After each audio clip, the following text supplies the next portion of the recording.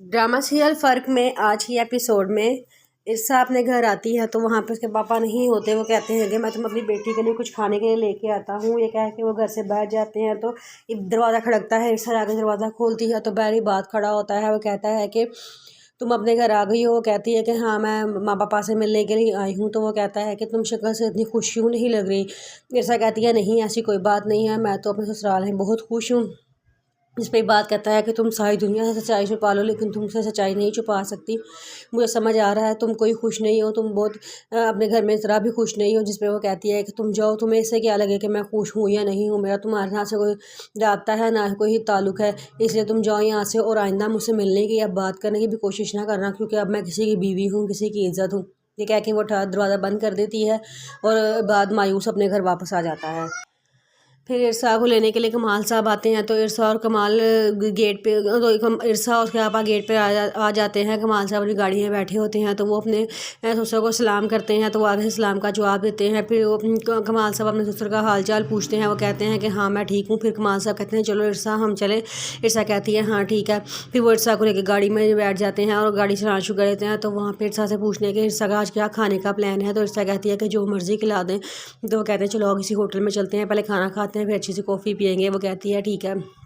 फिर वो बैठ के उनको ले जा होटल ले जाते हैं। वहाँ जाके खाना मंगवाते हैं। उन्हें समझ नहीं आता कि इरसा को क्या पसंद है, इसलिए वो 2-4 डिशें मंगवा लेते हैं और इरसा से कहते हैं कि इरसा खाओ। इरसा कांटा और छुरी दे के परेशान हो जाती है कि वो किस तरह खाए, उसे खाना नहीं आ रहा होता। ये बात सुन के कमाल साहब थोड़ा सा मुस्कुराते हैं और उसे कहते हैं कि कोई बात नहीं, आप ऐसा करो ये पिज़्ज़ा ट्राई करो, पिज़्ज़ा हाथ से खाया जाता है। और पता नहीं क्यों लोग पिज़्ज़े को भी छुरी कांटे से खाते हैं, हम तो पिज़्ज़े को छुरी कांटे से नहीं खाते भाई, हाथ से खाने का तो अपना ही मज़ा है। ये लो ये खाओ।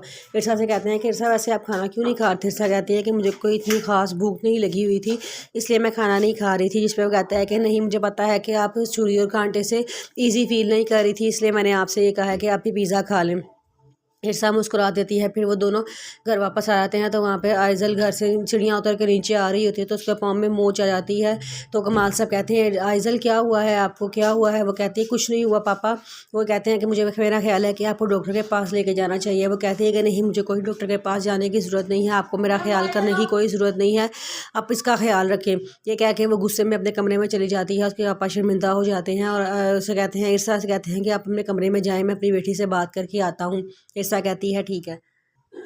आइज़ल अपने दोस्तों के साथ खाना खाने के लिए जाती है तो उसके दोस्त भी उसका बड़ा मजाक उड़ाते हैं। कहते हैं हाँ भाई क्या हाल है, तुम्हारे पापा ने दूसरी शादी कर ली है क्या, तुम्हारी नई मामा कैसी हैं, वो तुम्हारे साथ सौतेलों जैसा सलूक तो नहीं करती।